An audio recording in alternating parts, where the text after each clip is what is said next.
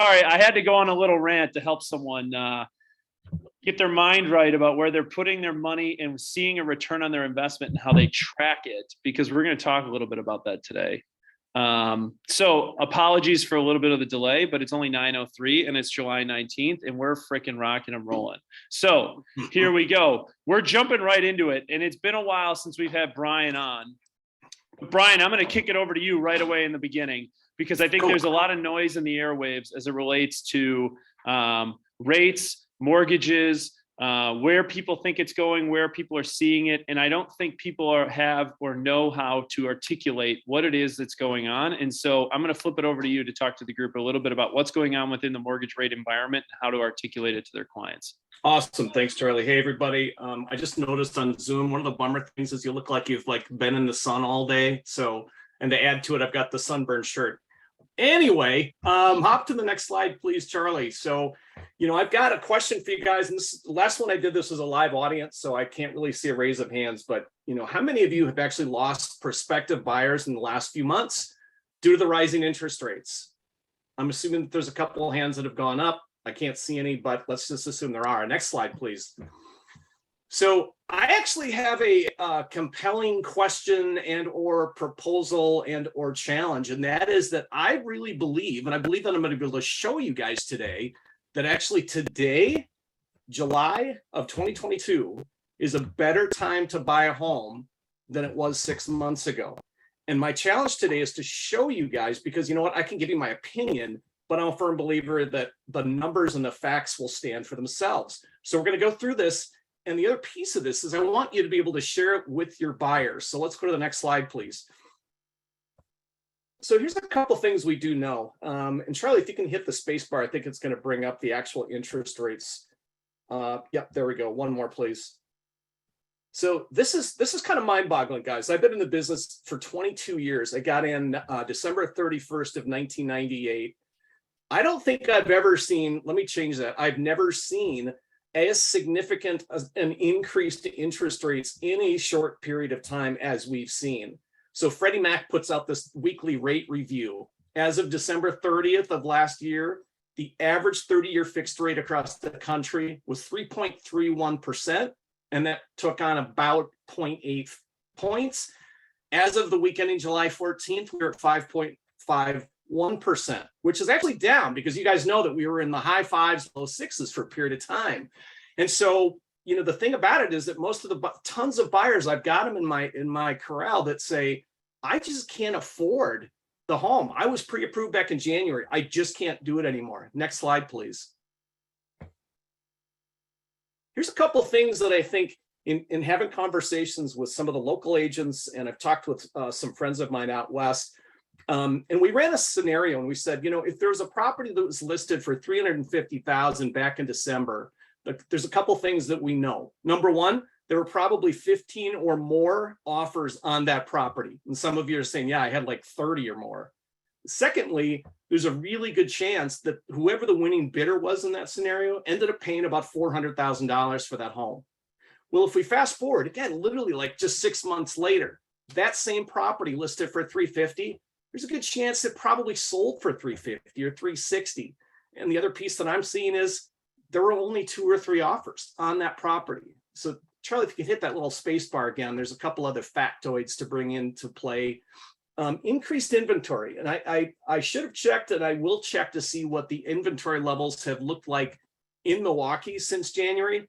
But again, I had a good conversation with a friend of mine in Arizona, and he said that they've literally doubled the inventory in the Phoenix market in the 6-month period. And what that tells me is, with these sales prices coming down, Freddie Mac has another report that basically shows what are the average loan amounts across the country. The average loan amount. And the average loan amount since January has actually gone down 8%. And I think that really does speak to the fact that we're seeing the actual purchase prices and subsequent loan amounts lower than what we did in January. So I want to kind of bracket everything with those truths. And I'm hoping that I'd see a bunch of nodding heads here to affirm the pieces that I'm sharing. So next slide, please. Okay. Here's where I need everybody to just, I hope everybody took like a double shot of coffee today, because this is where I'm going to talk lender speak and we're going to get into some numbers, but hang with me. I guarantee you it's going to be worth staying awake. So we go back to January. We've got a list price of $350 in a home. The winning bid comes in and they buy it for $400. The appraisal comes in at $350. So we now have, as you guys are very well familiar, we now have something called an appraisal gap, the difference between what the borrower paid and what the appraisal came in for. So in this scenario, our buyer came into this transaction with a 20% down payment, and that would be $70,000. In addition to that $70,000 down payment, they have to make up and pick up another $50,000. Their total out of pocket in this transaction, $120,000. They've got a $280,000 loan amount at 3.11%, and we've got a mortgage payment of $1,197. All right, next slide, please. We fast forward to July, that same scenario. We've got an asking price of $350. Let's say the purchase price in the appraisal, and let's say the purchase price comes in at $360. So we've got a $10,000 appraisal gap. Okay, so we've got a $70,000 down payment. We pick up that extra $10,000 for the appraisal gap. The borrower puts $80,000 in. We've got the same loan amount, but look what happened to the monthly payment.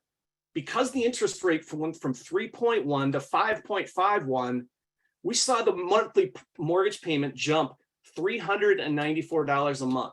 And this, my friends, is where most of the buyers and a lot of agents kind of get stuck and they say, oh, well, let's just wait till rates come down before we do anything. Or that buyer ends up buying a significantly lower priced home. So the problem with this scenario is that we're not comparing apples to apples. And here's what I mean. Next slide, please. If we look at a true apples to apples comparison, I want you to look at that January column for just a second. Remember, the buyer came in with $70,000 down. They had to make up an appraisal gap of $50,000. In other words, their total out of pocket was $120,000. In the July scenario, what we need to do is we need to recognize that because of that appraisal gap, the borrower was not coming in with as much money. In other words, that $50,000 that they had back in January, that appraisal gap was doing nothing for the buyer. All it did for them is it got them into the home, right? That $50,000 basically just went into the seller's pocket. It was, let's call it a premium or price to pay to be able to buy a home in an incredibly competitive market. Here's the point I want to make.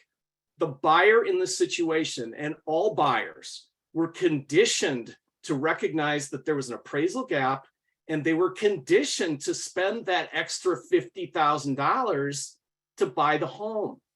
So in July, if we want to do a true apples to apples comparison, what we need to do is say, look, you were willing to spend that extra $50,000 in January. We're going to do the same thing now so that your total out of pocket is $120,000. But the difference is, instead of giving that money to the seller, it gets put into the home. It's instant equity. And then if you drop down and look at that loan amount, instead of borrowing $280, they're borrowing $240.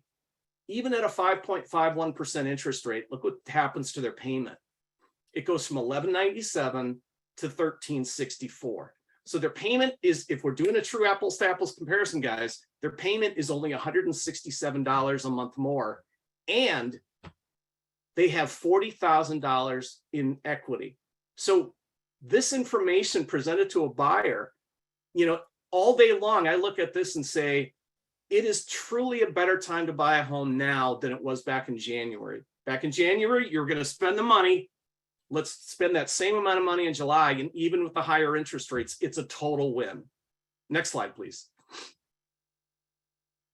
Yeah, there's your equity position. In January, they had $70,000 in equity. In July, $110,000 in equity. So the numbers stand for themselves. So where are we headed, guys? Next slide, please. Here's the other thing. This is the icing on the cake, and I'm going to hit this really fast. We are, in all likelihood, the Fed is doing a wonderful job of screwing up the economy. And there's, in all likelihood, that we are headed into, if we're not already, in a recession. And I can tell you And the chart will tell you that every single time that we've come into recessionary periods, we see mortgage rates go down. So all the buyers that are buying homes right now at the 5.51% rate, there's a really, really good chance within a fairly short period of time that they could be back in the fours. And so they end up in the same scenario that the January buyer did. But again, they've got $40,000 in additional equity. Next slide, please. So here's the thing, guys. That's some high level overview information, but I believe that as a buyer, it's really, really compelling. And the challenge for you is to have that conversation with the buyer. The cool thing is we're going to make it really easy for you. I've actually put together a video that walks through everything in this scenario, explains it to you. And I'm going to, if you guys send me a text to 414-899-6243, I will send you the video that I put together that's designed to be shared with the consumer. You can email it to them, you can text it to them, you can post it on social media. My objective, again, is to help you guys make money. And if this is a way that if you can share it with enough people that are either on the fence or maybe got out of the game, you can resurrect some of those buyers and get them back into the market. Next slide, please.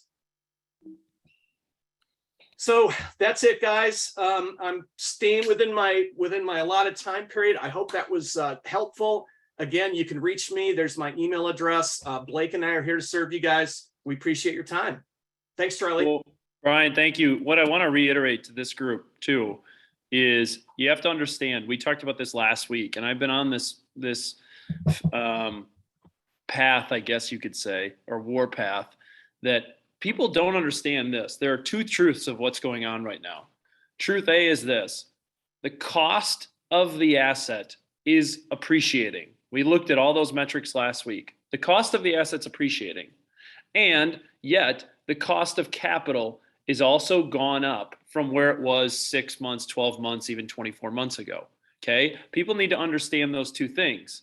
However, yet, even if you just look at this chart, there's two things that are going to continue to happen. The asset is going to continue to appreciate, and the cost of the capital is going to go down. So when we talk to buyers and those who are on the fence and looking at, oh my gosh, woe is me, rates are this, prices are this, that, and the other. Well, we know this: the asset's only going to continue to go up over the course of time. The question then becomes, how long do you plan to hold the asset, right? And then two is, at some point in the very near term or near future, you're going to have an opportunity to right size the cost of the capital it took to acquire the asset. And at that time is when you right size the cost of the capital, is when you refinance your home. And I believe, to Brian's point, in terms of what we're heading into for the macroeconomic economy, you're going to start to see that. However, yet, and I've been saying this, I actually went back and looked at my notes. I've been saying this since January and February of this year. The Fed is increasing rates because they had to curb demand in order to get a hold of inflation. It's interesting, and I'm going to use a very similar asset that more so depreciates instead of appreciates, but I had drinks with two guys who own a Chevy dealership and a Ford dealership this weekend.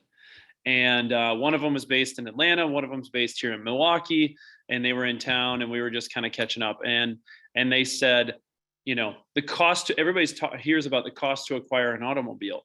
They're doing the same thing in the auto industry. Rates have gone up on autos, and the cost of the depreciable asset has gone up, where they're charging $10,000, $20,000 over MSRP. The Fed, whether it's the Fed or any sort of business, they're all doing it in order to slow down demand, in order to get the economy back to where they need to, and then slow economic growth through, GDP, around 4 to 6% growth in GDP. So we're just in that recessionary period where they're actually trying to slow demand across all products and services in order for them to right size where it is they need the economy to go in order to move forward. So you have to understand, the cost of the asset is only going to continue to appreciate. The question is, how long do you plan to hold it? And two, there will be some time in the very near future where you'll be able to right size the cost of the capital that you used to acquire the asset. And those are what kind of Brian is walking you through, and your ability to articulate how to look at the numbers and how to look at the asset class is what will help people get off the fence moving forward. Hey, Charlie, got a story to share just real quick, if you don't mind. My dad bought a home in Tosa, 69th and Clark, in about 1980. And if you guys look at that chart there, 16.63% rates back then. He bought the house for roughly $28,000. He sold it 3 years later for over 100. And in that period of time, per Charlie's comment, he did right size the cost of acquisition because he ended up refinancing that loan. So he ends up with this incredibly rapid appreciating asset and ends up with a low interest rate. And the last thing I'll add to this, guys, is back in 1980, Paul Volcker, if that name doesn't sound familiar, which it probably doesn't for most people, was the Fed chairman. And we look at what's been happening with the Fed today, where they're raising the interest rates, 0.5%, 0.75%. Inflation was completely out of control in 1980. What are you doing? Oh, you may be. Paul Volcker ended up raising the interest rates at 4 to 5% a clip every time the Fed would come in. Again, the very reason he did it was to cool the economy down, to bring things back under control. And you can see we saw interest rates essentially over that 40-year period just plummet. So there you go. Sweet. Brian, appreciate your insight, knowledge, and thank you for sharing the numbers with our group. Thanks, Charlie. All right, beautiful. All right, next up, I think we're heading into compliance updates. And this week, we have a few updates for you that Lieutenant Kennard is going to bring on to the show. So, Steph, what do we got? Awesome. Thank you, Charlie. Just a few administrative things. So excess earnest money instructions. So the MCA office asked me to bring this up this morning. This happens when we are the listing agents and we are holding the earnest money. Sometimes the commission total is less than the total earnest money. And so the title company involved in the transaction will request that we bring a check to closing. So make sure you're on the watch for this. So if the title company reaches out to you as the listing agent and says that we need to bring a check to closing, we're going to send an email to Jen and Emily with the following information. Email subject heading, write the address and let them know what is needed. So again, an excess check needed. Body of the email, who to make the check out to. So you'll get that information from the title company, the amount needed, and when it needs to be at the front desk. And then please make sure to give the MCA office enough notice for this. Okay, if there's any questions, feel free to reach out to Jen or Emily or myself as well. Then next up, so Joni and I wanted to go over procuring cause again this morning. When we're determining topics for the meetings, it's usually based off of the amount of questions we've had the previous week. And actually we've had a few questions about procuring cause this week.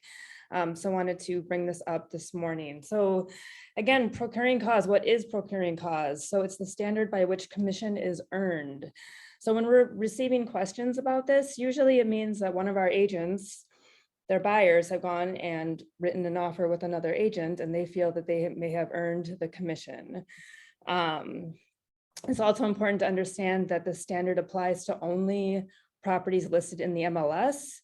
So if we are dealing with a transaction, for example, that it's a FSBO seller, procuring cause is harder to establish. But again, so we're just talking in terms of cooperation within the MLS. Next up, determination of procuring cause is a conclusion drawn from a full consideration of all of the facts of the case. So the biggest point that I'm going to take away or want to highlight here is that there is not one determining factor that gives procuring cause to one firm or the other. So next slide, Charlie. So who caused the sale of the property? It's not black and white. Again, procuring cause looks at the uninterrupted series of events that result in the sale of the property to the buyer. So therefore, it is not granted to the firm and its agents who draft the offer or the firm, and it is not necessarily the agent who first shows the property, commonly called the threshold rule. So for instance, also, the fact that we might have buyer agency with a buyer does not preclude us from having procuring cause. Doesn't necessarily mean that an agent who didn't inspect the property doesn't mean that they have procuring cause, or they could have procuring cause as well. So again, it's not a black and white issue. It's definitely something that you would need to come to Joni or I with. That being said, though, it's not necessarily an instance where we could hear what the scenario is and determine for you if it's procuring cause or not as well. So it's all just conversations with the co-broke companies on the other side. Next slide. So how can we avoid procuring cause disputes? So understanding that there are no predetermined entitlements to compensation, understanding the basics of procuring cause. There are a lot of WRA articles on it. Don't forget about our buyers, avoiding abandonment or estrangement. And then I have this highlighted because we are always driving this point home, educating our buyers at the point of a buyer consultation. Another reason why we want to make sure that we are doing buyer consultations with our buyers, making sure they understand that when they go through an open house, for example, that they are letting the agents hosting know that they are working with a KW agent already, making sure that buyers understand that they should always be reaching out to you first and never the listing agent to see a home. So again, very important for a number of reasons to have a buyer consultation, but this being among them. And then if there is a potential dispute, or if we feel that we have earned the commission, or if our buyer went rogue, communicate with the listing agent right away and try to head off any dispute. Oftentimes, more often than not, we're trying to make sure that this is not getting to a formal mediation. If we can work this out with a referral fee, we'll definitely try and do that first. So if there are any questions? Never put the client in the middle between a commission dispute. Yeah, that's the next slide, actually. All right, perfect. Good segue. Yeah, thank you for reading my mind. So that's the next piece of this. If you feel that you did earn a commission, we are never getting our buyers involved. We're never reaching out to them. We will let the transaction take its course and then deal with it afterwards. So please, please, please never ever put your buyers in the middle of a potential commission dispute. It is just completely unprofessional. So it's totally uncalled for to put your buyers in the middle of a commission dispute during transaction. Yeah. Post transaction, if there's a dispute and you need a statement from the buyer or the seller or however it may play out, I will tell you in many cases of arbitration, post close, the consumer got what they desired, which was to buy or sell a property. They will oftentimes ask the client for a statement, and then they allow the client to determine who they wanted to represent their fiduciary through the transaction. And oftentimes the client determines how the money is then determined post-closing. And I want to be that very, very clear. It's not always that way, but just knowing, again, I talked about in Ignite a couple of weeks ago, there's a big difference between being a functionary and being a fiduciary, and knowing the difference is vitally important in order for you to continue to earn the income that you desire in this business. Thank you. Then last up, just another reminder that we are in a continuing education, or our continuing education credits are due this year. So they must be completed by December 14th. We are just always routing people to the WRA and using their resources to complete our continuing education classes. So go to wra.org/CE, another backslash. Beautiful. And we will reach out and hound you guys probably starting October. Hey, August is coming up and many people have long car rides ahead of them. And you want to knock out your continuing ed, do it on your next long car ride. Do it when you're sitting at the airport on your way to your August vacation or whatever it is that you're doing. Or the kids go back to school in September. Take your first couple days and just knock it out, because you don't want to be the one on December 14th at 11 p.m. with us hounding you to say, hey, your license is no longer active. That's why you don't have active MLS. It happens every 2 years. Someone freaks out because they recognized the only way they learned they didn't do their continuing ed is they lost access to the MLS, which meant they lost access to their ability to earn an income. Don't be that person. Yep. All right, Lieutenant, we appreciate all you do. Thank you. Thanks, Charlie. Signing off. All right, Lindsay Vranick, what do these guys need to know? Tech Tuesday, quick and easy emails to stay top of mind.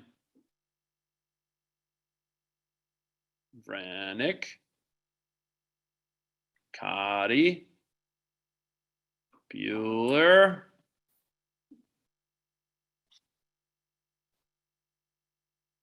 Steph, am I frozen or did we lose them? No, we lost them. We cannot hear them.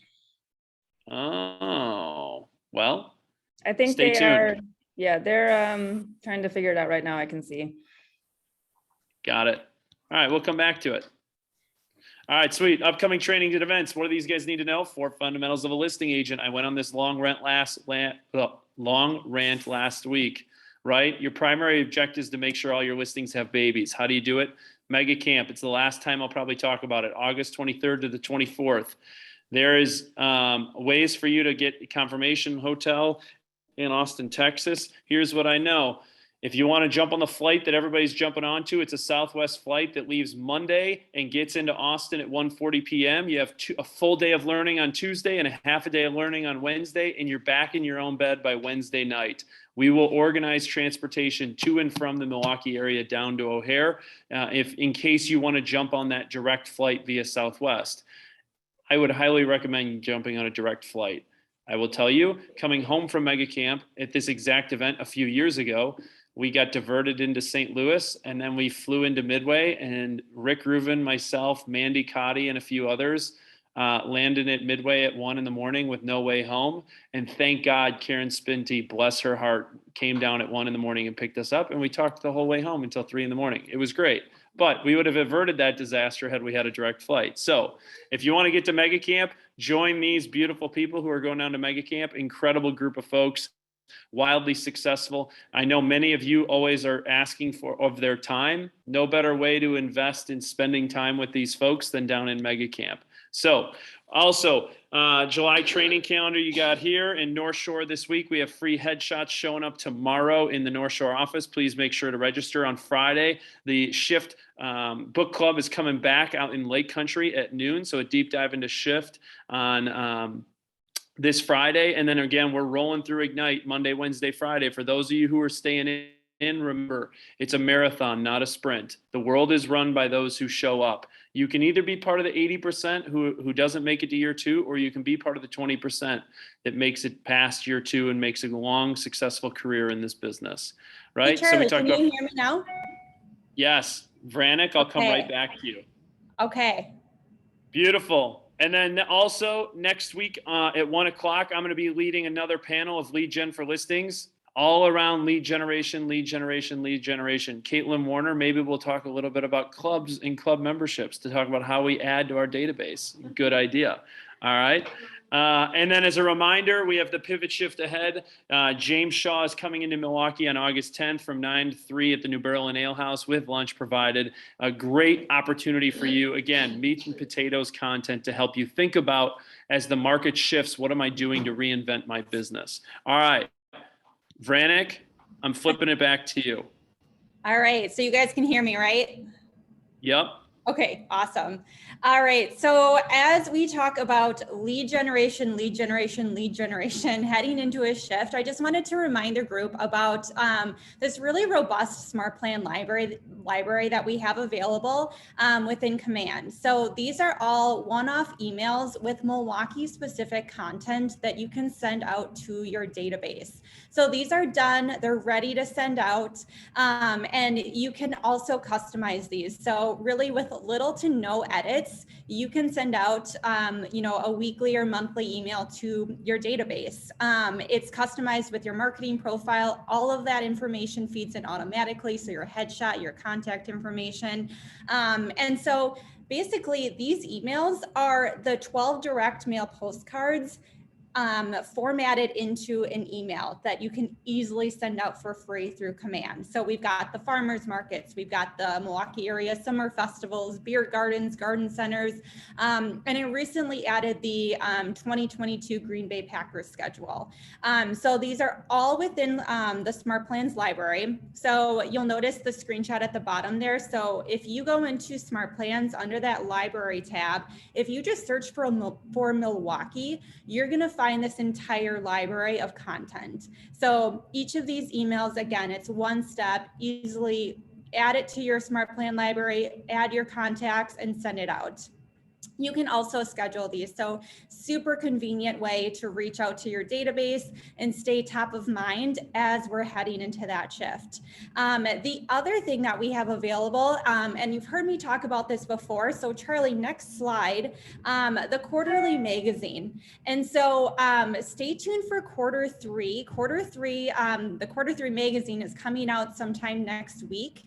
But this is also another digital email that you can send out to your database. And so these emails, again, they're created, ready to go. So if you want to customize this quarterly magazine, you do that in designs, and then you can share it via email, again, with your database, your sphere of influence. And so that's actually what we're going to be talking about in marketing workshops this week at all 3 market centers. So if you want a really robust kind of newsletter type of email to send out with some great content, you'll learn how to customize this and then send it out. You can also print it out and bind it in the Unibind materials that we have at the offices. So a lot of different options. If you have any questions on how you want to reach out to your database, talk to me, talk to Kathleen. And there's so many different options and materials that are available to you guys. So make sure that you're attending marketing workshops or scheduling one-on-ones with us. It's amazing to me, guys, how I constantly hear, oh, marketing this, marketing that. We don't have enough resources, this, that, and the other. I would tell you this. I would make a guess that the majority of our group is only utilizing the full access to the resources we have available at the tip of the spear. And they really haven't dug into all the available resources that are to them. Having said that, though, I'm going to segue over to Mandy, who's going to go a little bit deeper dive into resources that we're working on and working towards to provide you a more full, robust access and suite to available resources. So, Kati. All right, thanks, Charlie. So we're fully aware of the fact that the marketing concierge that we initially rolled out about a year ago is not up to the level of customization or quality that all of you deserve. We've heard your feedback. The first draft of a new book is never the one that gets published. We are working hard in the background to deliver on the promise, our original promise to you, for this to be as good as basically a marketing employee to help you agents with a marketing easy button for a multitude of services. So the team is working hard in the background, Lindsay, Britt, myself, to really deliver on that promise that we made about a year ago and quite frankly, just under-delivered on. So we're aware of it. We're working hard on it. It's going to start being rolled out soon. You're going to start seeing some of those options in the menu be replaced. We're bringing it fully in-house so that we have full control over the quality as well as your customer experience. And it's also being developed with the feedback of all of you and your peers. So if anyone else has any feedback or any advice or products that they haven't seen that they want, we are all ears and creating this to be, what it needs to be for you guys to continue to grow and to have that easy button as promised in about a year ago. So Charlie, if you want to click forward, I'm going to give a little preview on some things that you're going to start to see. So these marketing materials that you are going to see appearing in this marketing concierge for listings, you're going to see an a la carte flyer, an a la carte postcard, brochure, and a social media bundle. For just sold, you're going to have an a la carte postcard and a social media bundle. Quarterly, Lindsay just previewed some of that. We've kind of had the 12 direct mail postcard campaign as well as an email version of it as well for those who don't want to spend the capital on it. For new agents, you're going to have a social media suite as well as a mailer postcard or email campaign that can go out announcing your move or your new into this business. Additional assets that you're going to see are a new agent trifold brochure, a listing presentation, a buyer presentation, and business cards and email signatures. And then one more, if you want to push forward. All of these are going to be provided in 4 different templates. So there's going to be a luxury suite for your luxury listings and clients. There's going to be the KW Red, there's going to be a classic, and there's going to be a modern. So you can go ahead and select what you want. And we're partnering with local printers in each of your markets to be able to pick up print assets. Best thing too is we're not going to be charging anything for any of these digital assets. This is just a benefit to being in business with KW is that we owe you guys this easy button in this tool. So look forward to start coming soon. The listing presentation's already out there. The quarterly postcards are already out there. Everything else is going to be slowly coming. This is an example of one of the flyers we did with Alyssa for one of her new listings in Bayside. So, River Hills. So look for that to come, more updates coming as we roll out the new products, and any feedback that you have, feel free to send it over to myself, Lindsay, or Britt. Yeah, feedback is gold. And we developed this whole platform. We recognize one thing: we outsourced a lot of it. And in outsourcing a lot of it, it didn't give us or didn't provide us the opportunity to create more control or customization to the product. And we're bringing it back in-house and investing resources so that you guys have the easy button as it relates to all your marketing needs, wants, desires, to make things customizable, to make them turnkey, so that you can ensure that all your listings have babies.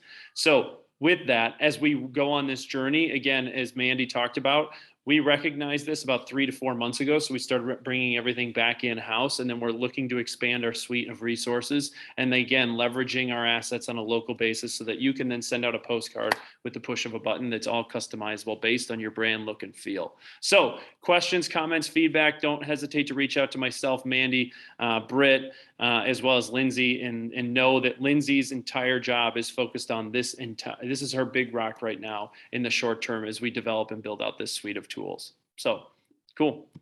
All right, I'm going to flow through this because we already went through it all. And I'm going to jump right into my market insights. So last week, we talked a lot about what is it that I need to do to keep my consumer engaged or my client engaged within the changing landscape of our industry. Lots of noise within the market waves and lots of different things that people are paying attention to, or different things that they're hearing from a media perspective, or the worst place they can get it is on social media, because I read articles on social media and I'm like, who the hell published that? Anyways, but I also want to bring this back to what my 3 phrases of focus were in 2022. If you remember, one was be resilient. We've gone through a lot in the last 3 years. There's nothing that we won't see in the next 12 months that we haven't already been a part of if you've been in this business for a while. So it's be resilient. 2 is take care of each other.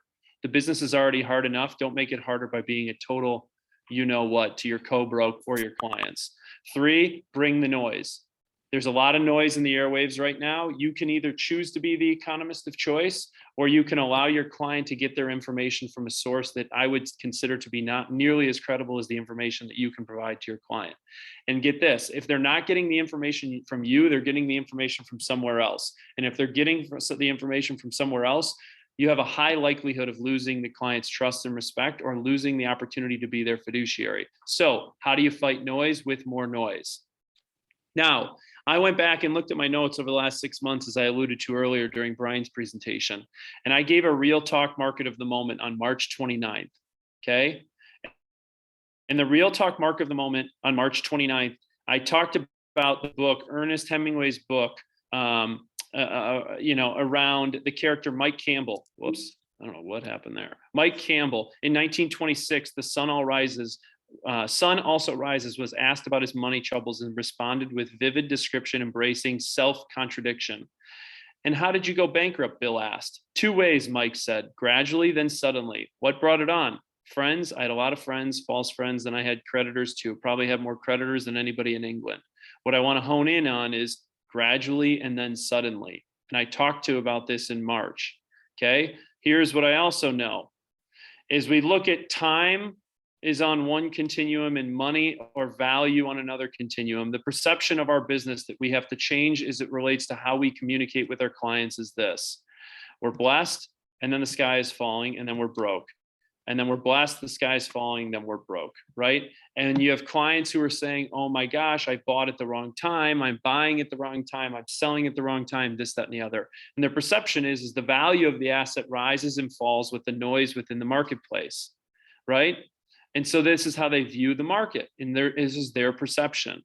Versus the reality is, as we've talked about over time, we have to change the continuum in which we look at this, because the market only continues to appreciate.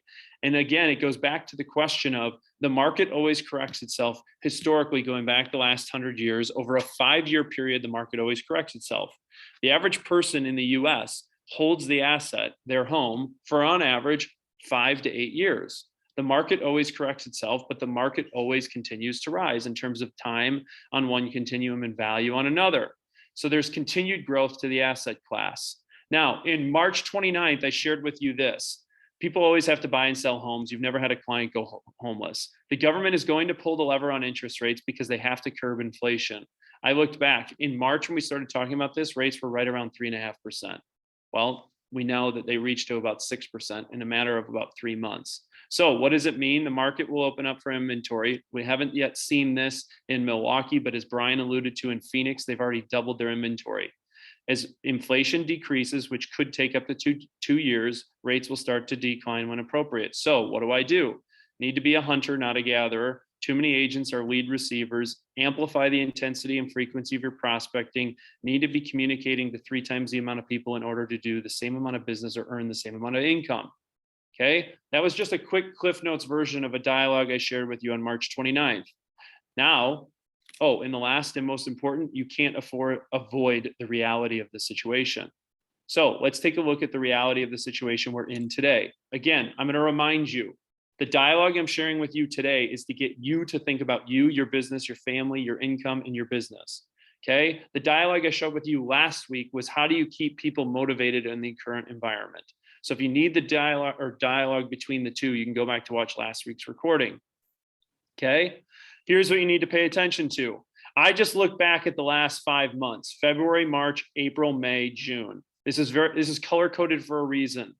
Okay, lead metrics lead to lag metrics. Okay, lead metrics are everything that we look at that leads to future income, future production. Okay, the lag metrics is how ego is built and how everybody judges their performance within the marketplace. It's what their closed units are, it's what their closed volume is, it's what their GCI is. Okay, let's take a look at the trends we're seeing across a 5-month pattern to see where we're going to go in July, August, September, October. Okay, February, the lead metrics were listing takens were down 4, contracts written were up 1. March, what did it lead to? Down 3% on closings. So the blue correlates with the blue. It was an indication of where we're headed. And the reason why I'm only using a 30-day window on this is because the market has been moving so fast. You can see the impact of 1 month to the next month. Okay, March, down 17% on listings taken units. And this is across the Metro MLS. This is not KW. So the total market. Contracts written, buyer side contracts written were down 13%. Where did that lead to? Closed units were down 14% in April. So where is the story telling us? April was down 16% on listings taken. Contracts written were down 10. May was down 7% on closed units. So what did the May lead metrics tell us? The lead metrics were down 11% on listings taken and down 17% on buyer side written contracts. What did that lead to? It led to a June that was down 15%. Okay, now let's take a look at June last month. June last month was down 23% on listings taken and down 16% on contracts written. What does that tell you of where you think July and August are headed? It's going to be soft in terms of the overall macro environment. Okay, how do I know that? Well, if I just take a look at units under contract, and I'm going to use this from what we talked about last week, the reason why I use units under contract is it's all pending closings. If you look back over the last 3 years versus last year, pending units were down 16% in June, June of 21, down 14% versus June of 20, and down 7% versus June of 2019. Now, let's take a look on a weekly basis. So this is the same metric, pendings, right? On a weekly basis, the last 4 weeks, we've averages 2,179 units that have gone into pending. That is trending 12% where we were in June. Again, going back to my dialogue, if you've been paying attention to the last several weeks, is I think the market apexed in June. The data is also telling us that now. Okay, so if we're starting to see these numbers show up, what does it tell you about where we're headed in August, September, October? It's the reality of the situation. Don't avoid the reality. So the fundamental truths about where we are. Here's what you need to think about. What do? You need to be a hunter, not a gatherer. To be quite frank with you, a lot of people have been lead gatherers the last 3 years. They rode a rising tide. Well, you can find out who is wearing swimsuits when the tide recedes. Okay, you'll find out those who will be naked. Too many agents are lead receivers. If you didn't get the phrase, too many agents are lead receivers. You got to be a hunter. Amplify the intensity and frequency of your prospecting and marketing efforts. You have to, and I would think about this every single day. How am I 2xing my database? Every single day. If my database is 500, how do I get to 1,000? As fast as humanly possible. And once I have 2x my database, and at the same time, how am I 3xing my activities to increase my intensity and frequency? And don't avoid the reality. We will find out very soon in the next 6 months who's been swimming naked. Don't be the one who's been swimming naked. 2x your database, 3x your activities. No birthday suits. All right. So I share that with you to not avoid the reality and be real with you about where I think the third quarter and fourth quarter is headed. Okay. It's time to go to work for a lot of folks because they've been lead receivers. We have to be hunters. 2x your database, 3x your activities. 2x your database, 3x your activities. If you do that, your income will only continue to rise. If not, you'll be a part of the roller coaster ride where a lot of people are worried about how they're going to make ends meet. And then that's when attrition in this business happens. I've talked about this. I'm not avoiding the reality. Attrition in this business is going to happen. Agent count is going to go down. Income per agent has to go down or has to go up, right? Because right now we have the most amount of agents with the fewest amount of production. So productivity per agent across the marketplace is going down. How do you avoid it? 2x your database, 3x your activities. Make sense? Beautiful. With that, I'm just going to wrap it up with lore in terms of what's happened so far in 2022. Here's what you can see. Across the brokerage community, KW still, as of this morning, July 19th, KW up 11% in a market of total closed volume is essentially flat. You can see the remaining group of the top 12 brokerages across southeastern Wisconsin. Again, success is outpacing the market average. Who you're in business with and where your environment is going to help you succeed through the market of where we're headed into, right? If you want to go fast, go alone. If you want to go far, go together. It's all about the culture and the environment of who you're learning from. That's why I keep harping on Mega Camp. It's why I keep harping on Ignite. Who you're learning from is important to help you navigate how you sharpen your sword and what it is that you look at from a diversity of thought and diversity of approach. Again, as we look at lore metrics, and I'm sharing with this because I think it's a very much a testament to who you guys are and what you've done, because these results are your results, right? Closed units across the Metro MLS, down so far, down 6%. North Shore is down 1.6. Success is outpacing the market average. North Shore and innovation, these are combined. Closed sales volume up 9. The market, as of this morning, was 0.2. This is through June. So the data is a little bit, you can see why it's a little bit sideways. Listings sold up 3. The market is down 6. Okay, listings taken unit down 10% so far. KW North Shore and innovations up 6. Listings taken volume up just over a tick over 1, up 27. Contracts written units, these are buyer side units. These are, again, people say, well, why do you have Brian come on? Why don't you have other one? It's all about how do we articulate this, because where it's showing up is we're losing our ability to articulate the value of what it is that people can get into the asset class, right?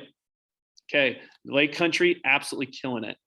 Absolutely killing it. You talk about the community and culture that those guys are building and how they're sharing diversity of thought and approach. Those guys are doing absolutely phenomenal things out there in the Lake Country marketplace. Again, the scale is slightly different. I mean, for perspective, North Shore and Innovation will close over $1 billion in residential sales. Lake Country is around 250 million. So you have to, perspective is important when you're looking at percentages, because I'll tell you this, North Shore as total closed sales volume is up total about 80 million so far year to date in total closed sales volume. And even though Lake Country is up 34%, that 34% only represents about 50 million in total volume. So again, perspective is important, which is why I share that with you, right? And you can see here across the top 25 office locations across the MLS, innovations up 65%, KW Prestige, this 20th largest office, up 22%. Lake Country coming in the 3rd largest office across all of Metro MLS, up 9%. KW Southwest up 21, KW North Shore up 9% individually. There you go, crossing the $1 billion threshold mark. Last thing, most important thing to you, and again, these results are a reflection of our people's results. So where does that show up? It shows up in GCIs. In 2022, we've already paid $26.9 million in gross commission incomes.